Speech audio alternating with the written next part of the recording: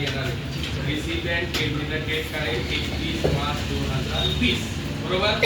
ही date आपण income and एक्सपेंडिचरला वरचं income and expenditure account for the year ended 31 March 2020. ही date balance sheet as of 31 March 2020. आता पहिला प्रश्न काय विचारला, तुम्हाला कॅपिटल फंड दिलाय का? दिलाय का? मग तुम्हाला कॅपिटल फंडचं कॅल्क्युलेशन करावं लागणार का नाही? कॅपिटल फंड काढत असताना मागच्या वर्षी म्हणजे 5 इयरची बॅलन्स शीट तयार करावी लागते. मग 2020 च्या अगोदरचं वर्ष कुठलं असतं? 2019. मग calculation of capital fund balance sheet as on 31 March 2019. Liabilities amount, assets amount. आता कॅपिटल फंड काढताना पहिल्यांदा आपण रिसिपिएंट पेमेंटच्या रिसिप्ट साइडला जावा.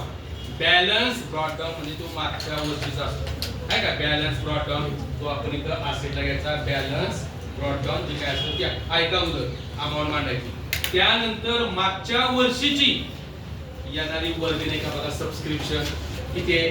4,000. ते सुद्धा असेटला घ्यायचं कारण ते 5 इयरचे सगळ्या अमाउंट आहे. आणि त्यानंतर ऍडजस्टमेंट मध्ये जावा आणि बॅलन्स शीट मागच्या वर्षीचे असेट का बघा, मागच्या वर्षीचे असेट आहेत का बघा 2019 चे आहेत का बघा, आहेत का? काय काय आहे?